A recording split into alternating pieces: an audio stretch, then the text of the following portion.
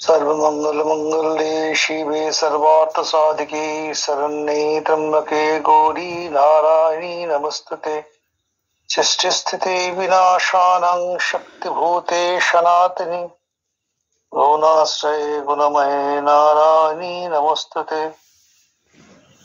शरणागत दीनाथ परित्राणपरायणे सर्वस्वार्थी हरे देवी नारायणी नमस्तुते।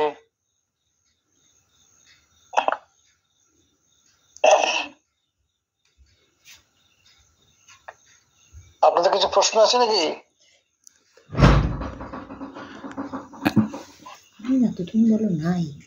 না মহারাজ, কতদিন আমি পড়িয়েছিলাম যে যখন একজন দুজন বলেছিল বাট দেয়নি,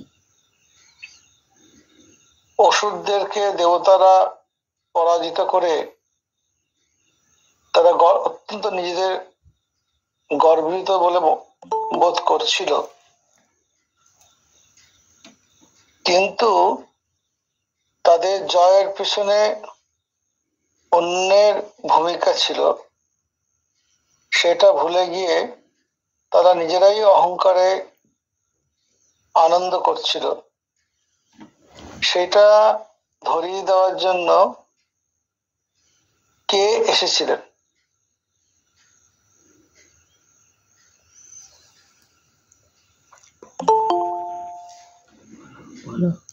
শোনা গেছে? মহারাজ, ব্রহ্মা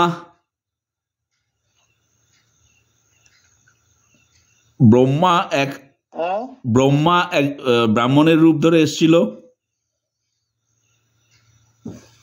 আপনার শব্দটা কেটে কেটে যাচ্ছে, টং টং করে মারছে।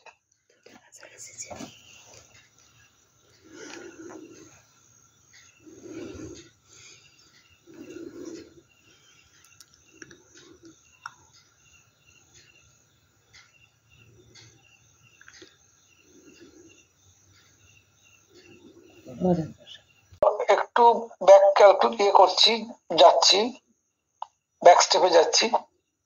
যে শক্তিরূপিণী মায়ের কৃপায় অতি দুর্জন বা আসরিক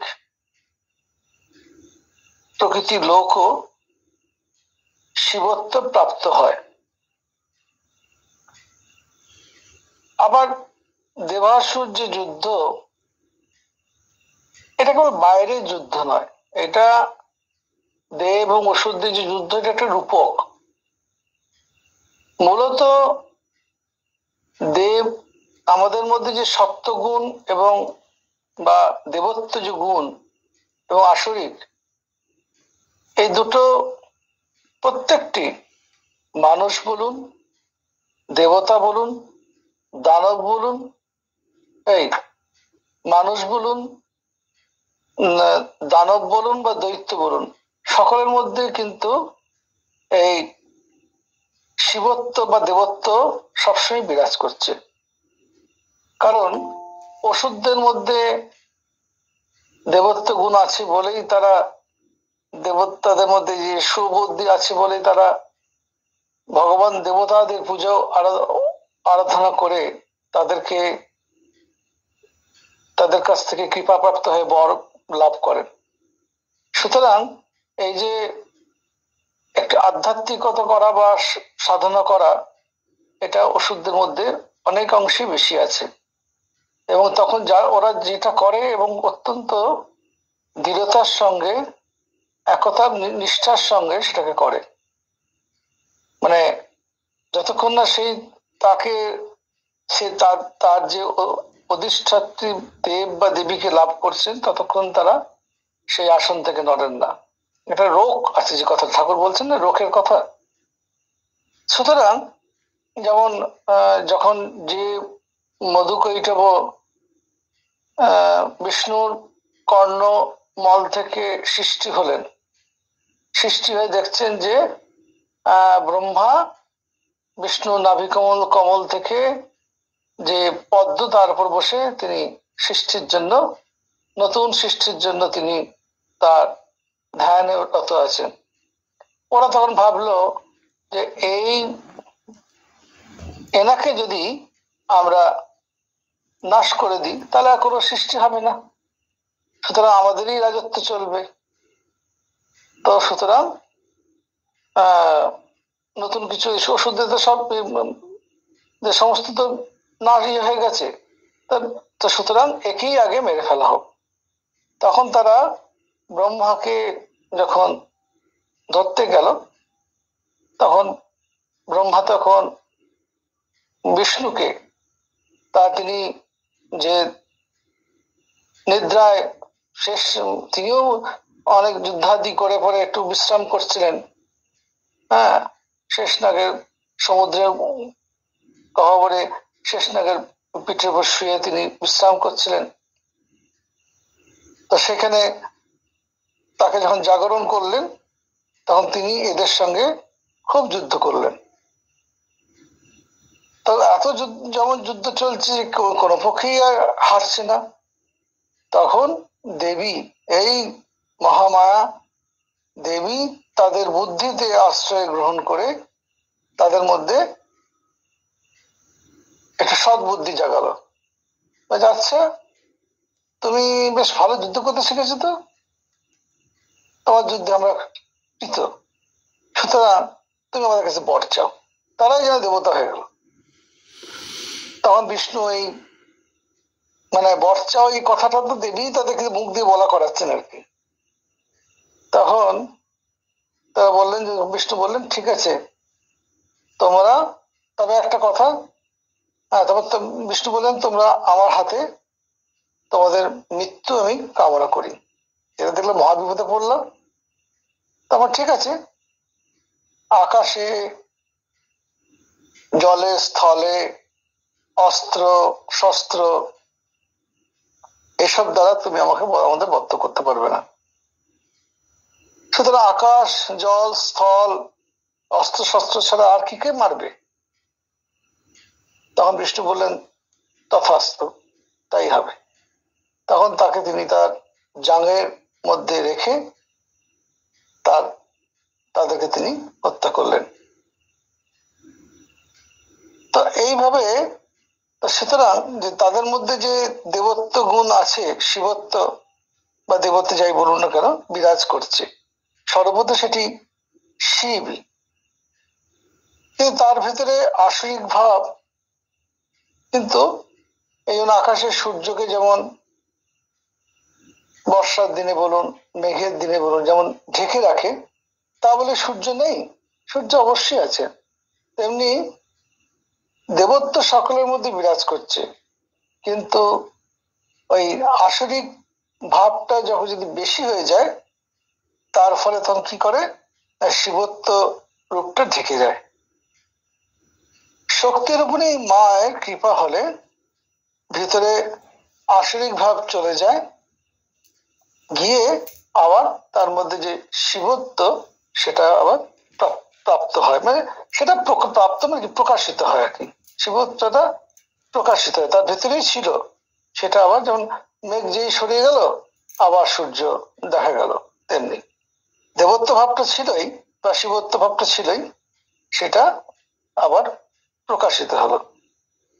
তখন মানুষ বা অসুর যে নামে আমরা তাকে বলি না কেন, সে যে তার সর্বত দেবত্ব লাভ করবে। সুতরাং আমরা যেটা আমাদের বলা হয়, আমরা সর্বত ব্রহ্ম। ব্রহ্মের স্বরূপটা কি? সচ্চিৎ আনন্দ, সৎরূপ, যা কিনা চিরসত্য, অবিনাশী, যার জন্ম নেই, চির বিদ্যমান,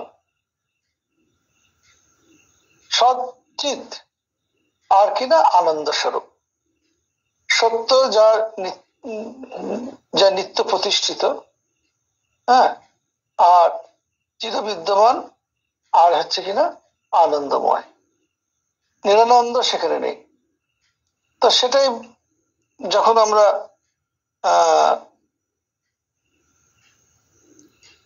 দেবত্ব যখন প্রাপ্তি হচ্ছে বা সেটা প্রকাশিত হচ্ছে, সেই আমরা যখন সর্বত আমরা ব্রহ্ম, আমরা আমরা আমাদের বিভিন্ন রকমের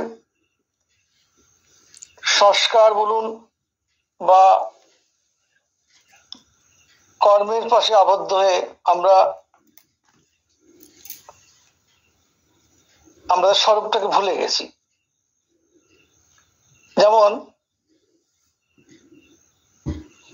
বাচ্চা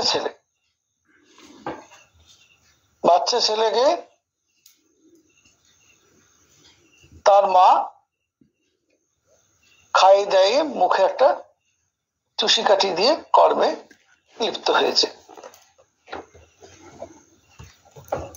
যখন সেই শিশু এই চুষি কাঠি চুষতে চুষতে আর ভাল লাগছে না, তখন সেটাকে সে মুখ থেকে বার করে ফেলে দিয়ে হাত পা ছুড়ে কাটতে থাকে।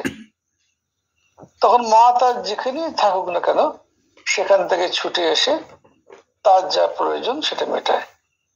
তেমনি আমরাও ঈশ্বরের কাছে সকলেই শিশু স্বরূপ। আমরা আমাদের কর্মের মধ্যে দিয়ে বিভিন্ন রকম কাজের মধ্যে দিয়ে আমরা তাকে আমরা আমাদের স্বরূপকে ভুলে গিয়ে ওই চুষি কাঠির মতন, বালকের চুষি কাঠির মতো আমরা বেশ নিয়ে আনন্দে আছি। যখন এই জন্মে হলো না, এই জন্মে যতটুকু সাধনা হলো না, আবার সেখান থেকে পরের জন্মে শুরুতেই মনে করতে পরে না করতে হবে, পরের জন্ম আমার হয়নি, এই জন্মে করতে হবে, তখন যতই চেষ্টা করা হবে না। তো যখন আমাদের এই চুষিকাঠিটা আর ভালো লাগবে না, তখন ঈশ্বর প্রাপ্তির জন্য আমরা উঠে পড়ে আমরা তখন লেগে সাধনা করে থাকি এবং সেই সাধনা থেকে আমরা আমাদের স্বরূপকে প্রাপ্ত হই। আর স্বরূপ প্রাপ্ত হলে ব্যাস আর এই জগৎ সংসারে ফিরে আসা হবে না। সেই একমাত্র অবতার পুরুষরা লোক সংহার্থে তারা এই শরীরটাকে রেখে দেন, কারণ এই শরীরদের অন্যের কাজ হবে বলে। তো সেই সুতরাং স্বরূপ বা দেবত্ব আমরা লাভ করে থাকি। এই দুটি যে চরিত্র, দ্বৈতময় যে চরিত্র বা দ্বন্দ্বময় যে চরিত্র অন্তরালে মানুষের অন্তর্করণে সুর ও অসুরের বা দেবত্ব বা দেবত্ব পশুত্বের নিরন্তর দ্বন্দ্ব সুন্দরভাবে ফুটে ওঠে। আমাদের স্বামীজি বলরাম বসুকে বলছেন, ছিলে পশু হয়েছ মানুষ, হবে দেবতা। এই আর আজ প্রভুর কৃপায় স্পর্শে পশুত্ব থেকে মনুষ্যত্বে রূপান্তরিত হয়েছ, এখন এখান থেকে তুমি দেবতা হবে। সুতরাং আমাদের মানুষই একমাত্র কিনা তার দুটো দিক খোলা থাকে। হয়তো সে তার দেবত্ব গুণটিকে ভালোভাবে ম্যানিফেস্ট করে সে তার মধ্যে সে দেবতা হতে পারে, অথবা আসরিক গুণটাকে মধ্যে দিয়ে গিয়ে সে পশুত্বে রূপান্তরিত হতে পারে। সুতরাং এই দেবত্ব এবং পশুত্ব এই দুটোই নির্ভর করছে আমি কিভাবে নিজেকে পরিচালিত করব। সুতরাং কি হলো এখানে, জীব সর্বত তাহলে সে শিবই হচ্ছে। জীবের অন্তর্নিহিত পশুত্বের যখন বিনাশ ঘটবে তখন সে কি হবে, দেবতাতে রূপান্তরিত হবে।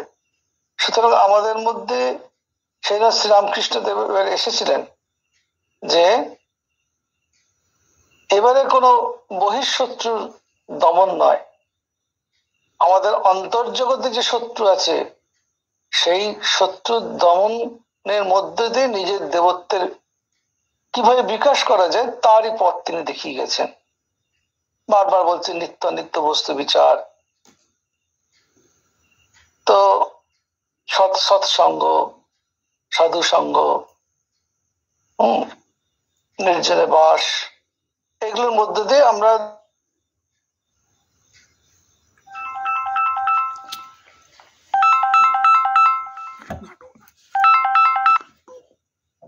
আমাদের আমরা বিভিন্ন কর্মে লিপ্ত আছি, কিন্তু সেই কর্মগুলি এমন ভাবে যেন পরিচালিত হয় তার নির্দেশটা যেন ঈশ্বর প্রাপ্তির দিকে নিয়ে যায়। যদি সেটা হয়ে যায়, অর্থাৎ আমরা নিয়ে যাবে কি করে, না কর্মটা আমরা এমন ভাবে করব যেন আমাদের সেটি চিত্ত পরিশোধন বা চিত্ত নির্মল, চিত্ত শুদ্ধ হতে সাহায্য করে। যারা শুদ্ধ মন, শুদ্ধ বুদ্ধি, ঈশ্বরের প্রকাশ, শুদ্ধ আত্মা, এই সঠিক। সুতরাং দেবতা বিরাজ করেন বহির্জগতে নয়, অন্তর্জগতে। এই অন্তর্জগতের দেবতার জাগরণই হচ্ছে আমাদের সাধনার প্রয়োজন। সেই অন্তর্নিহিত দেবত্বের বিকাশের জন্য মানুষ নিজ নিজ অভিরুচি অনুযায়ী দেবতা সৃষ্টি করে। আমি অমুক দেবতাকে ভালোবাসি, শিবকে ভালোবাসি, কেউ কালীকে ভালোবাসে, কেউ বিষ্ণুকে ভালোবাসে, এবং সেই ভালোবাসাটা হতে হতে এমন একটা জায়গায় যায় সেটা আসল লক্ষ্যবস্তু সরে গিয়ে তখন যদি সেটা সঠিকভাবে ঠিক পথে যে পরিচালিত না হয়, তখন আমারটাই ঠিক, বাকিটা ঠিক নয়। এই নিয়ে নিজেদের মধ্যে দ্বন্দ্ব হতে হতে লক্ষ্য বস্তু থেকে সরে চলে এলাম। স্টার্টিংটা ভালো হয়েছিল, কিন্তু এই অহংকার আমাকে লক্ষ্য বস্তুতে না নিয়ে গিয়ে সেখান থেকে আমাকে ভুলে গেলাম, রাস্তাটাই ভুলে গেলাম, নিয়ে আমারটা তোমারটা নিয়ে ব্যাস এই আগে যা ছিলাম সেই ঝগড়া শুরু করে দিল। তো সেটাকে সবসময় ঠাকুরের ভাষায় মতুয়ার বুদ্ধি, সেই দিকটা সবসময় নজর রাখতে হবে যে সব ধর্মই সত্য, সকলে সেই এক লক্ষ্যে পৌঁছবে। বিভিন্ন নদী যেমন বিভিন্ন গতিপথি দিয়ে পথ দিয়ে সে যেমন সমুদ্রে পতিত হয়, তেমনি সকলে তার নিজের নিজের পথে ভালোবাসার পথ দিয়ে গিয়ে সে একই লক্ষ্যে পৌঁছবে। সুতরাং নিজেদের মধ্যে কোনো দ্বন্দ্ব নয়। তাই বলা হয় যে এখানে একটি শব্দ বলেছে, প্রাচীন পুরাণে ৩৩ কোটি দেবতার কথা হয়েছে। এখন যদি প্রত্যেকটা মানুষ তার নিজের অভিরুচি অনুযায়ী দেবতা বা দেবীকে সৃষ্টি করে, তাহলে ৩৩ কোটি যে মানুষ তখন যুগে ছিল, তাই সেই মানুষগুলি যে সকলের এক একটি দেবতা কে ভেবেছে কে বলতে পারে? আজ তো এখন তো আমরা বলতে পারি ১৫০ কোটি দেবতা আছেন। সে বলছেন এই সংখ্যা যে সমকালের পৃথিবীর জনসংখ্যা নয়, তা কি কেউ জোর করে বলতে পারবে?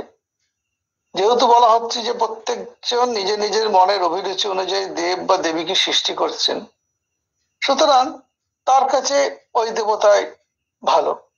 সুতরাং এরকম যত মানুষ আছে পৃথিবীতে সকলেই তাদের সৃষ্ট দেবতা, সেই হিসেবে বলা হচ্ছে ৩৩ কোটি দেবতা। যাই হোক, শিব, দুর্গা, কালী, আমরা যে স্বামী বিবেকানন্দের মানস কন্যা কে না ভগিনী নিবেদিতা, একটি সুন্দর ধ্যান ধারণা আমাদের কাছে তুলে ধরেছেন। তিনি তার এক বান্ধবীকে লিখছেন, কি লিখছেন না, কালী সম্বন্ধে একটি নতুন ভাব আমার মনে জেগেছে। অত্যন্ত তিনি তীক্ষ্ণ বুদ্ধি সম্পন্ন ছিলেন, বুদ্ধিমতী ছিলেন। তো যে জিনিসটা নিয়ে ভাবতেন সেটা খুব গভীরে। নিজে একজন খুব বড় লেখিকাও ছিলেন, অরেটরও ছিলেন। তার ইভেন তার তো একটা পত্রিকাও ছিল। সেই সমস্ত কিছু, অত খ্যাতি, সমস্ত কিছু আইরিশ মহিলার বিসর্জন দিয়ে গুরুর কথাতে ভারতবর্ষ চলে এলেন ভারতের নারীকে জাগরণ করার জন্য। তো ভারতবর্ষকে এইভাবে ভারতীয় কোনো নারী ভালোবেসেছে কিনা আমাদের মনে প্রশ্ন জাগে। নিজের দেশকে ছেড়ে এসে অন্য দেশকে নিজের দেশ বলে বলে গণ্য করে এবং যেভাবে থাকলে ভারতীয় নারীর মতো তাকে মনে হবে তিনি সেইভাবেই নিজেকে রেখেছিলেন। কখনোই কোথাও তিনি যে তিনি যে বিদেশি, বরং বিদেশি বললে তিনি কষ্ট পেতেন, বুঝতে দেননি। তিনি বলছেন যে মায়ের পদতলে শায়িত শিবের ঢুডুডুডুর চোখ দুটি মায়ের দৃষ্টির সঙ্গে মিলেছে কি করে তাই দেখছিলাম। মায়ের পদতলে সর্বরূপী শিব আছেন, তার চোখ দুটো যে ঢুলুঢুলু সেটার সঙ্গে মায়ের প্রতিকৃতির সঙ্গে তিনি মিলিয়ে দেখছেন। আসলে বলছেন যে এই সদাশিবের দৃষ্টির থেকেই মায়ের সৃষ্টি। নিজেকে আড়াল করে রেখে সেই দিবাত্ম শক্তিকে দেখবার একটা যেন তার প্রয়াস। তাই মায়ের চোখের সঙ্গে শিবের চোখের খুব সুন্দর মিল আছে। বলছেন যে ওই সদাশিবের দৃষ্টির সৃষ্টি, নিজেকে আড়ালে রেখে সাক্ষী রূপে তিনি দেখছেন দেবাত্ম শক্তিকে। তাই বলছেন শিবই কালী, আবার কালী শিব। মানুষের মনে বিপুল শক্তির আলোড়ন চলছে, তারই প্রতিচ্ছবি ফুটে উঠেছে দেবতার এই রূপে। অর্থাৎ মানুষই কি দেবতার সৃষ্টি করে? বলছেন তাই ভাবি বিশ্বের রহস্য কোন লাস্যময়ী লীলাচাতুরীর হালকা অন্যায় ঢাকা, বলে তিনি তার এক বান্ধবীকে লিখছেন।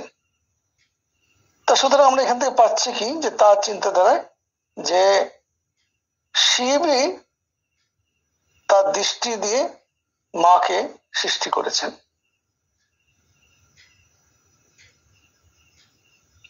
সুতরাং এখন প্রশ্ন হতে পারে, এই কে এই লাস্যময় নারী বা দেবী? তাকে আমরা দুর্গা বলি, কালী বলি, যে নামেই অভিহিত হোক না কেন, ইনি আসলে হচ্ছে মহাশক্তি, তারই প্রতীক। স্বামীজি বলতেন যে তিনি তো এক অর্থে বৈদান্তিক হয়েও ঈশ্বরের এই শক্তি রূপিণী অস্তিত্বকে অস্বীকার করেননি। কি করে করবেন? গুরু আগে তিনি অতটা তিনি মানতেন না, যখন তিনি ব্রাহ্ম সমাজে যেতেন। তারপর গুরুর সান্নিধ্যে এসে, শ্রীরামকৃষ্ণদেবের সান্নিধ্যে এসে তার এই ভুলটা ঘটছিল। তিনি স্বয়ং, আমরা দেখছি যে রাখাল তার বন্ধু ঠাকুরের সঙ্গে গিয়ে মন্দিরে মাথা ঠুকছে, তখন তাকে খুব বকাবকি করছে।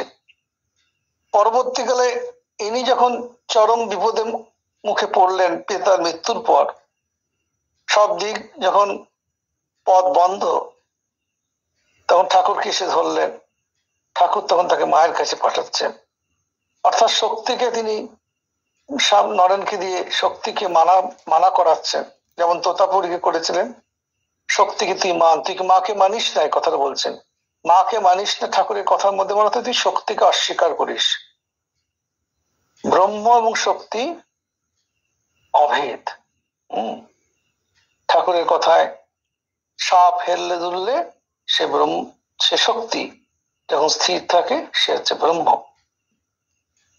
তা সুতরাং সেই আমরা স্বামীজি, বৈদান্তিক স্বামীজি আমাদের, তিনিও শক্তিকে অস্বীকার করছেন না।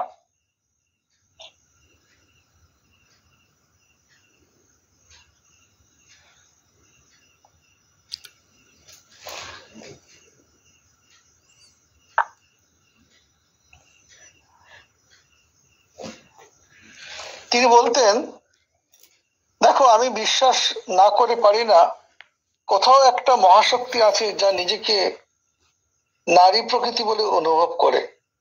আমাদের প্রত্যেকটা পুরুষের ভেতরে যে শক্তির অংশ, যে আমাদের যে শক্তিটা দিয়ে আমরা যখন প্রয়োগ করি, সেটা হচ্ছে তার ভেতরে যে নারীত্ব, সেটা প্রকাশ। তাই বলছেন যে যে মহাশক্তি আছে যা নিজেকে নারী প্রকৃতি বলে অনুভব করি, কালী বা মা নামে নিজেকে আখ্যাত করে, যা কিনা। আবার আমি ব্রহ্ম বিশ্বাসী, ব্রহ্ম ছাড়া আর কিছুরই অস্তিত্ব নেই। বুঝতেই পারছো, সর্বদা এমন হয়, কখনো শক্তি আবার কখনো ব্রহ্ম, এই যেন দোলাচলের মধ্যে চলছে। তাই কালী ও ব্রহ্মে এই দ্বন্দ্বে পড়ে বোধহয় সাধক রামপ্রসাদ বলেছিলেন, আমি কালী ব্রহ্ম জেনে ধর্ম অধর্ম সব ছেড়েছি। কালী ব্রহ্ম, কালী ব্রহ্ম, ব্রহ্মই কালী, এটাতে আর খুব ভালো রকম ভাবে তিনি তার প্রত্যক্ষ হয়েছিল। তাই বলছেন এই আসল জায়গাটা আমি প্রতিষ্ঠিত হয়ে গেছে, তাই ধর্ম ধর্ম ওসব আমি সমস্যা। এই দ্বন্দ্বকে নিরসন করতে গিয়ে করেছেন শ্রীরামকৃষ্ণ। কি বলেছেন? আমরা আবার সে একই জিনিস রিপিটেশন হবে, যে ব্রহ্ম শক্তি অভেদ, এককে মানলে আর একটা মানতেই হবে। যেমন অগ্নি এবং তার দায়িকা শক্তি, এগুলো উদাহরণস্বরূপ। আগুনকে, জল যদি মানতে হয়, জলে শীতলত্বকে স্বীকার করতে হবে। জলে যদি শীতলত্ব চলে যায়, তাহলে তখন সে জল থাকে না। এই শীতলত্ব হচ্ছে জলের শক্তি, অগ্নির দাহ্য শক্তিটা হচ্ছে তার শক্তি। তাই বলছেন অগ্নি এবং তার দায়িকা শক্তি। অগ্নিকে মানলেই দায়িকা শক্তিকে মানতে হয়, দায়িকা শক্তি ছাড়া অগ্নিকে ভাবা যায় না। সূর্যকে বাদ দিয়ে সূর্যের রশ্মিকে ভাবা যায় না, সূর্যের রশ্মি ছেড়ে সূর্যকেও ভাবা যায় না। সূর্যকে ভাবলে তার যে ছাটা, রশ্মির ছাটা, সেটাকে আমাদের ভাবতেই হবে, কারণ তার জন্য আমরা রশ্মিকে দ্বারা আমাদের সারা জগৎকে আলোকিত হচ্ছে, তেজ পাচ্ছি। সুতরাং রশ্মি মানে হচ্ছে সূর্য, আর সূর্যের মানে হচ্ছে তার রশ্মি। একের অপর পরিপূরক, একে কেউ ছেড়ে বলা যাবে না। আদ্যাশক্তি লীলাময়ী, সৃষ্টি স্থিতি প্রলয় তিনি করেন, তারই নাম হচ্ছে কালী। তাই যখন তিনি সৃষ্টি করছেন, তখন তাই কালী হলেন ব্রহ্ম, আবার ব্রহ্মই হচ্ছেন কালী। একই বস্তু, সেই এখানে বলছে, সে আগে একই কথাই বলছে, একই বস্তু যখন নিষ্ক্রিয়,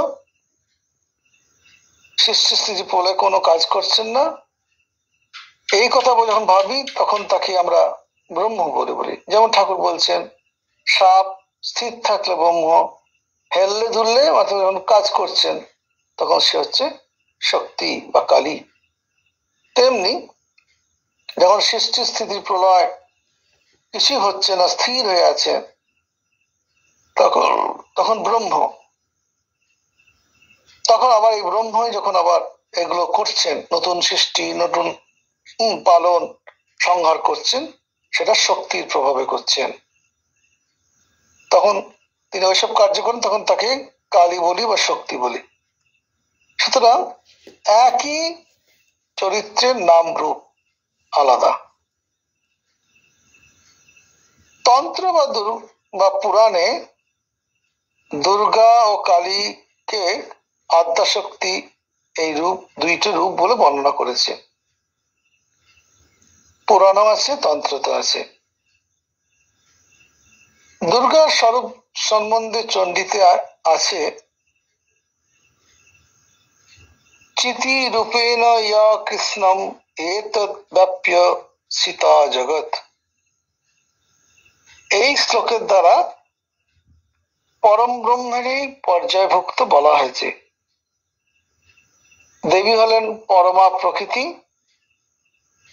বা পরম ব্রহ্মের সঙ্গে অভিন্ন। আচ্ছা, তিনি কিনা কারোর দ্বারা জাত নন, তিনি স্বয়ং সত্তা। যেমন ব্রহ্ম যেমন সৃষ্টি হয় না,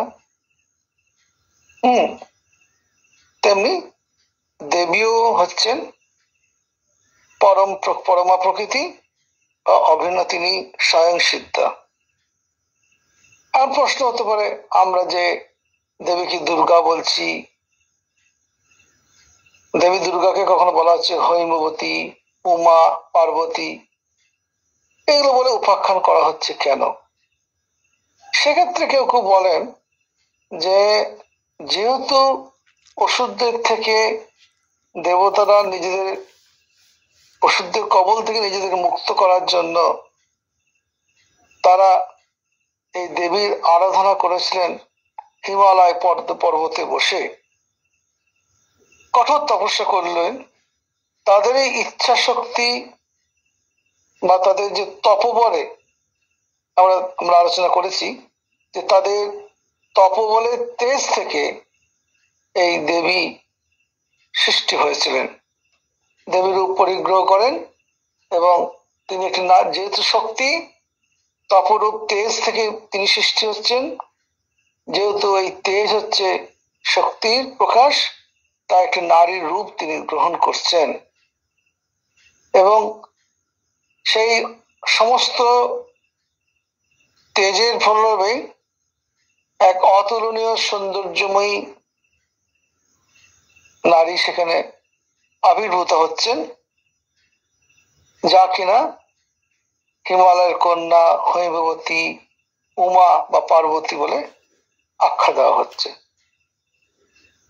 সুতরাং দেবতারা সেই কঠোর তপস্যা হিমালয়ের বুকে বসে করেছিলেন বলে তাদের সেই তপস্যার তেজ থেকে দেবী সৃষ্টি হলেন এবং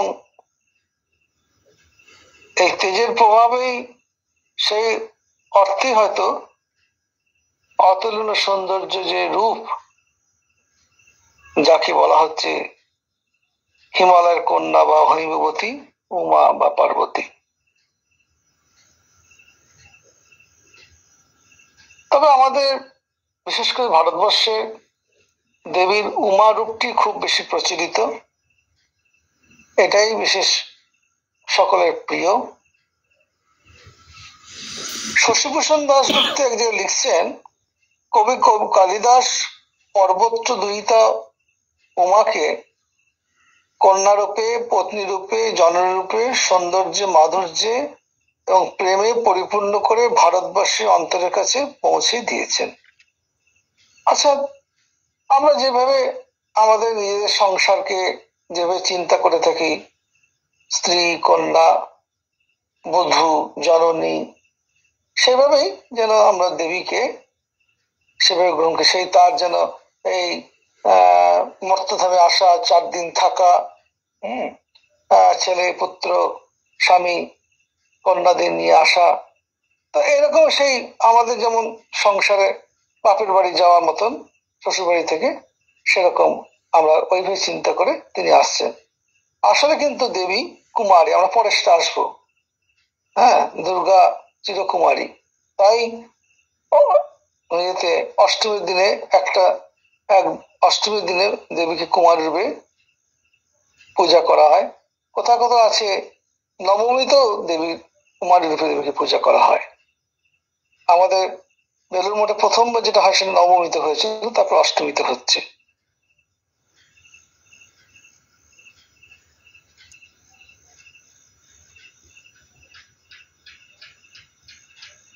তাই বলছেন যে আমাদের সর্বাপেক্ষা যে প্রাচীন শাস্ত্র ঋগ্বেদে দেবী দুর্গার বিশেষ কোনো উল্লেখ নাই, তবে সেখানে রুদ্র বা শিবের কথা বলা হয়েছে। পরবর্তীকালে যজুর্বেদে অম্বিকা নামটি পাওয়া যায়। আবার এই অম্বিকা কিন্তু আবার রুদ্রের স্ত্রী নন, তিনি হচ্ছেন রুদ্রের ভগিনী। পরবর্তীকালে অবশ্য দুর্গ কথার অনেক অর্থ আমরা দেখতে পাই। সেসব অর্থ সাহায্যে হয়তো এই দুর্গা শব্দটি এসেছেন। দুর্গা শব্দের অর্থ এই বলছেন, শব্দকল্পদ্রুমে আছে, দুর্গ দৈত্যে মহাবিঘ্নে ভববন্দে কুকর্মণি। বলছেন দৈত্য, মহাবিঘ্ন, ভববন্ধন, কুকর্ম, শোকে দুঃখে চ নরকে যমদণ্ডে চ জন্মনি। শোক, দুঃখ, নরক, যমের দ্বারা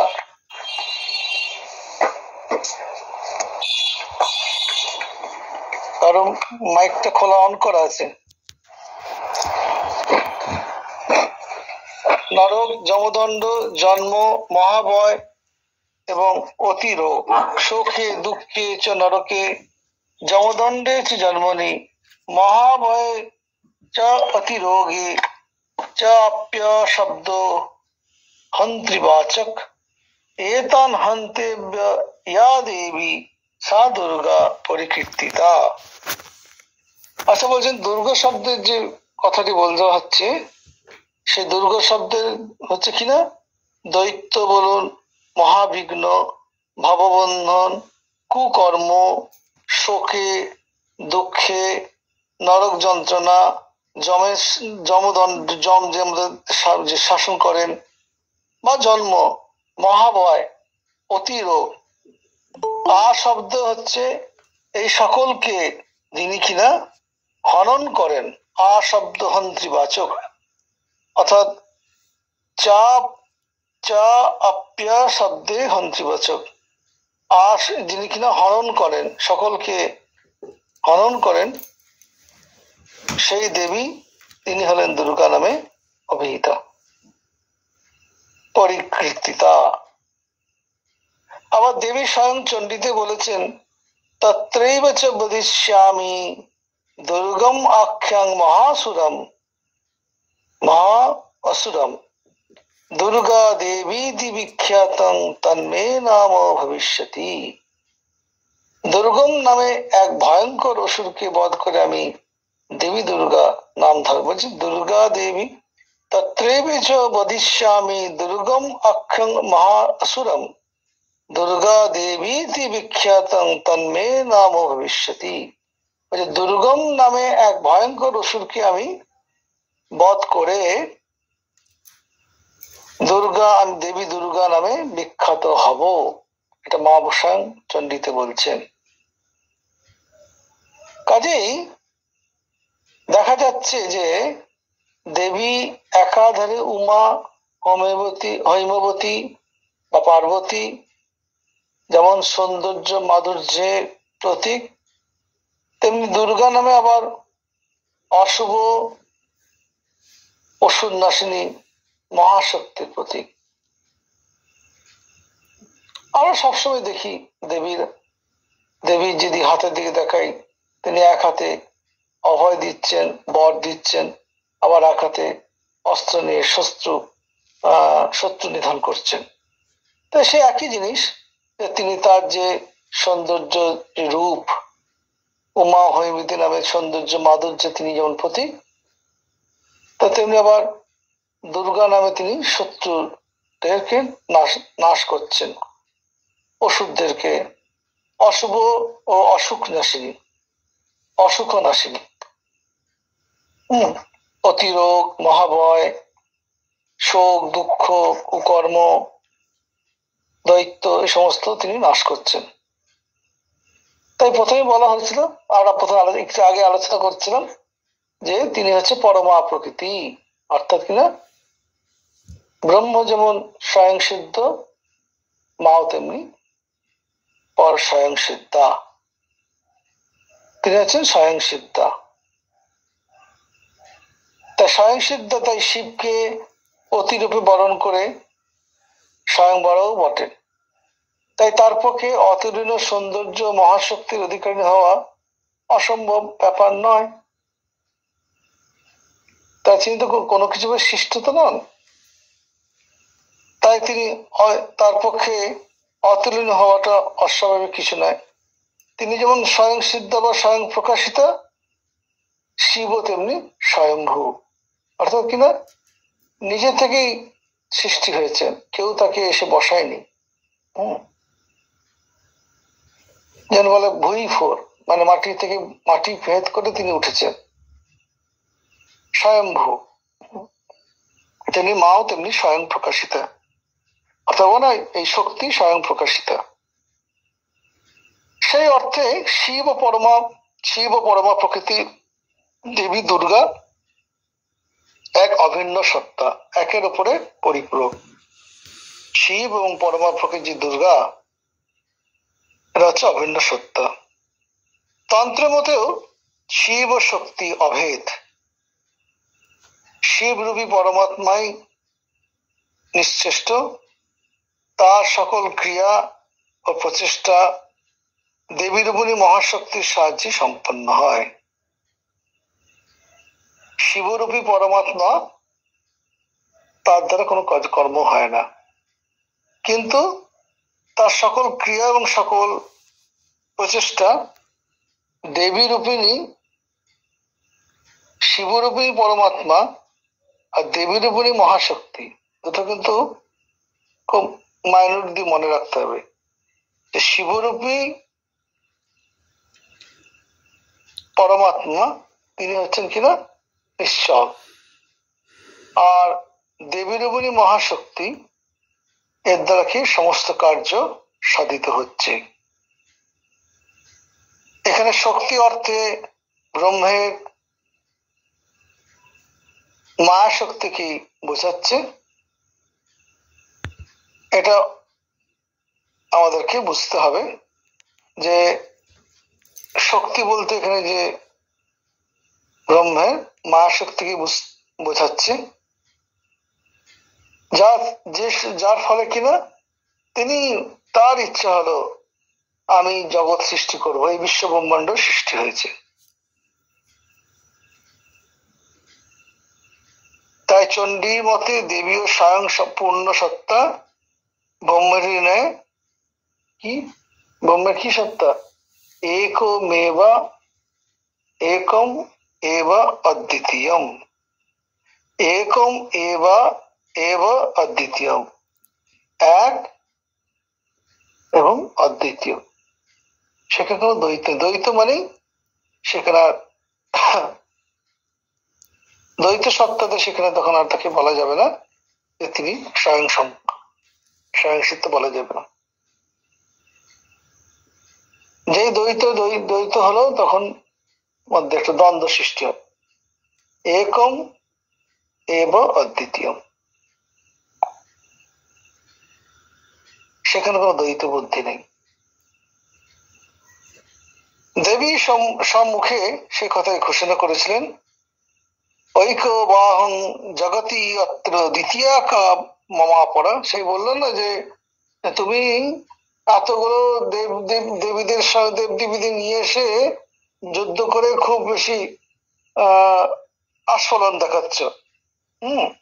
তখন মা বলছেন যে দ্বৈত আর কোথায় নেই, এই দেখ আমার শরীর থেকে এরা সব সৃষ্টি হয়েছে, আবার আমি এদেরকে আমার শরীরের মধ্যে প্রবেশ করে নিয়ে আমি একা হলাম। সুতরাং যে তুই নিজে যুদ্ধের জন্য সচেষ্ট হও, অর্থাৎ আমি আছি, আমি ইচ্ছা করে এত সৃষ্টি করেছি, আমি এদেরকে আবার সংবরণ করে নিলাম। তো সেই সুতরাং আজকে আমরা যেটা আলোচনা করলাম যে আমরা দুর্গা বলি, কালী বলি, যাই বলি না কেন, একটা অ্যাকচুয়ালি তিনি শিবের মতনই স্বয়ং সিদ্ধ, বা তার স্বয়ং যেমন শিব যেমন স্বয়ংভূ, তিনি তেমনি স্বয়ং সিদ্ধ। ইনি কারোর উপর নির্ভরশীল নন,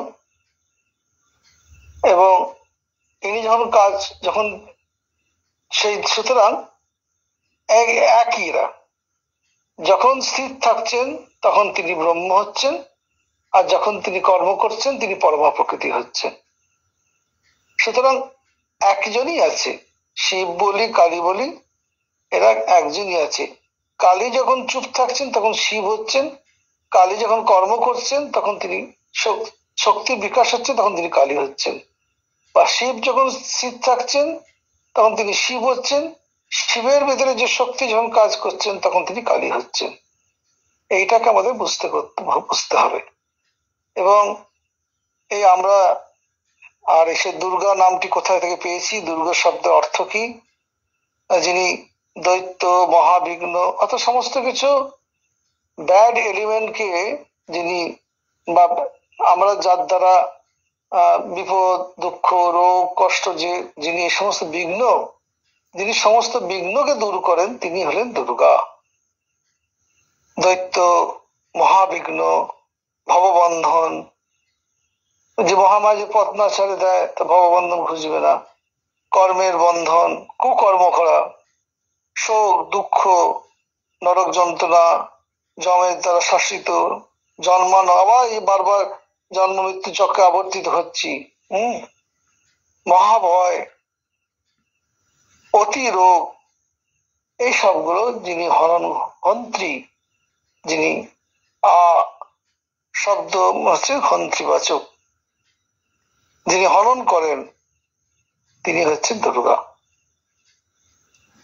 আর বললাম যে কালী ব্রহ্ম এগুলো সবগুলি একই। তন্ত্রে বলুন ঋগ্বেদে এত উল্লেখ নেই, কিন্তু পরবর্তীকালে যজুর্বেদে দেখা গেছে সেখানে রুদ্রের কথা আছে। এই তো যেটা শিব ব্রহ্মকে যেটা রামপ্রসাদ বলছেন, কালী ব্রহ্মকে জেনে আমি ধর্ম সব ছেড়েছি। তাই আমাদেরকে ওইটাই যে মনের মধ্যে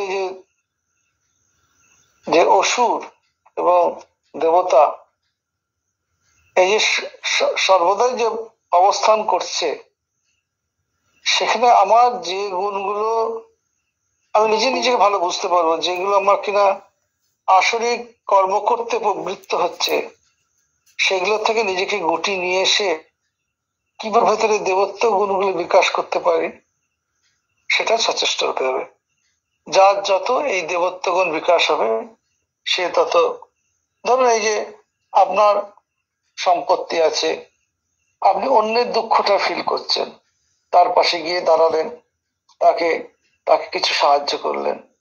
কেউ হয়তো পড়াশোনায় ভালো কিন্তু শিক্ষা অর্থের অভাবে পড়তে পারছে না, তাকে আপনি বই খাতাপত্র দিলেন বা তাকে একটু শিখিয়ে দিলেন, তার কোথায় ভুল ত্রুটি হচ্ছে সেগুলো দেখিয়ে দিলেন। এই কোন রকম ভাবে নিজের গণ্ডি থেকে বেরিয়ে অন্যের পাশে দাঁড়ানো।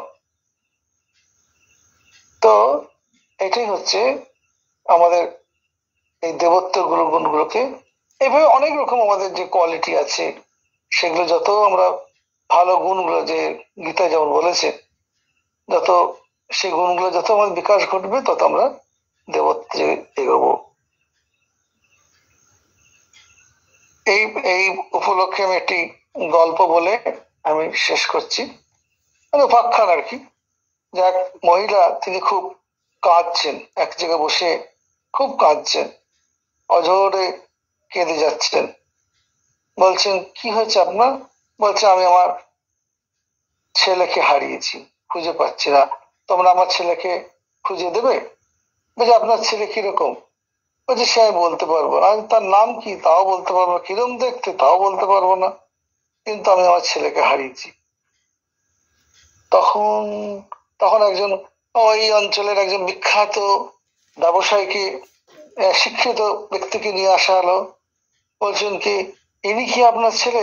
বলছে না না, আরে কেন, এত স্বনামধন্য শিক্ষিত, এ রাষ্ট্রপতি পুরস্কার প্রাপ্ত, ইনি আপনার সাথে? বলে না আমার ভালো না, আমার ছেলে নয়।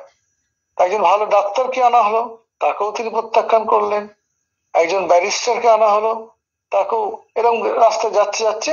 আর যেখানে যেমন ভালো মানুষের, তাদের ভালো মানে যারা অতি পরিচিত মানুষের, তার নাম ধ্যান আছে, সেরকম ব্যক্তিদের নিয়ে দেখাচ্ছে যে স্বনামধন্য, যে তারা তিনি কিন্তাপদ থেকে অস্বীকার করছেন। তারপরে দূরে দেখছে একটা জায়গায় মানুষজন লাইন দিয়ে দাঁড়িয়ে আছে, হ্যাঁ, আর একজন ভদ্রলোক তিনি মাথা নিচু করে ওই তাদের যা যা প্রয়োজন সে মেটাচ্ছেন। তখন ওই মহিলা জিজ্ঞেস করছে, আচ্ছা ওই লোকটিকে বলে, ওর কথা বলবেন না, ওর কোনো একটি পাগল লোক, নিজস্ব কোনো ধ্যান ধারণা নেই, কোনো সময় জ্ঞান নেই, ও কি করছে? বলছে যে ওই যে দেখছেন না, ওই ওষুধ দিচ্ছেন, লাইন দিয়ে ওর কাছ থেকে বিনা পয়সা ওষুধ গ্রহণ করছে। তো আর উনি নিজের নেওয়া নেই, খাওয়া নেই, কোনো চিন্তা নেই, ওই কাজ করে যা করছেন, তো অতি তার আনন্দ। বলছে ওই আমার ছেলে। বলছে আমি এই এরকমই ছেলে খুঁজছি, যে কিনা নিজের আমার কি হবে এইটার দিকে ভুলে গিয়ে আত্মভোলা হয়ে যে অন্যের জন্য নিজেকে বিলিয়ে দিচ্ছে, আমি এই ধরনের ছেলেকেই খুঁজছি। হ্যাঁ, তো এই মহিলা আর কেউ নয়, আমাদের ভারত মাতা। তিনি এরকমই সন্তান খুঁজছেন তার এই ইয়েতে, ভারতবর্ষে, যে কিনা আমাদের এরকম সন্তানের প্রয়োজন, যে কিনা নিজেকে ভুলে গিয়ে অন্যের সেবায় নিজেকে নিয়োগ করবে। আমার তো মনে হয় ইনি হলেন মা শারদা। তিনি নিজেই এই ধরনের সন্তানকে তিনি অত্যন্ত ভালোবাসতেন। মায়ের জীবনে দেখুন, মা রাতের অন্ধকারে কাউকে না বলে, এমনকি সেবককে পর্যন্ত না বলে, লন্ঠন হাতে করে একটা কিছু খুন্তি বা কিছু দিয়ে একটা জায়গায় দেখেছেন যে ওখানে, বা নিজের হাতে লেগেছে হয়তো, একটা ছোট ঢিল পাথর পড়ে আছে, সেটা তিনি নিজে, ছোট্ট একটা ঘটনা বলছি, এরকম বহু ঘটনা আছে, নিজে খুন্তি দিয়ে খুঁড়ে তুলছেন। ব্রহ্মচারী এসে দেখছি, মা কি করছেন আপনি? বলছে না বাবা, মানুষ ভক্তরা আসে, এতে পায়ে লেগে চোট পাবে, তাই আমি এটা তুলে ফেলছি। তো আমাদের মা হচ্ছেন এই ধরনের, এই যে নিজের জীবন দেখিয়ে দিয়ে যাচ্ছেন, কাউকে বলছেন না, কিন্তু করে দেখাচ্ছেন আমাদেরকে। তো এই ধরনের তিনি ব্যক্তিদের তিনি খুঁজছেন, যারা কিনা নিজের, কারণ আগের দিনকে আপনি অস্বীকার করলেন কেন? বলছে না, ও স্বনামধন্য শিক্ষক, ডাক্তার, ব্যবসায়ী, উকিল হতে পারে, সে কখনোই মানুষের জন্য উপকার করে না। সে দেখেছি সে পয়সা দিয়ে শিক্ষকতার জন্য নেয়, ফ্রি পড়ায় না, করে না, হ্যাঁ, গরিবদের জন্য ভাবে না। এরা স্বনামধন্য হতে পারে, কিন্তু তাদের হৃদয়ের বিকাশ ঘটেনি। এখন যাদের মধ্যে এরকম হৃদয়ের বিকাশ ঘটেছে, তাদেরকে তিনি ভালো চোখে, তিনি তারা হচ্ছে তার অত্যন্ত আদরের, তার মানে মায়ের আদরের তারা সন্তান। মা তাদেরকে গ্রহণ করবেন। সুতরাং আমাদেরকে এরকমই হতে হবে। এই আজকের এই দেবী আমরা অংশটা আলোচনা করলাম। সামনের দিনে ক্লাসে আমরা আগে আলোচনা করেছি কুমারী পুজো সম্বন্ধে, আবার সামনের দিনে কুমারী পুজো কি ও কেন সেটা একটু ডিটেলসে আলোচনা হবে। আজকে প্রশ্নের উত্তর তো কেউ দিলেন না। নারায়ণ এসে বলেছিলেন, নারায়ণ নারায়ণ ভগবান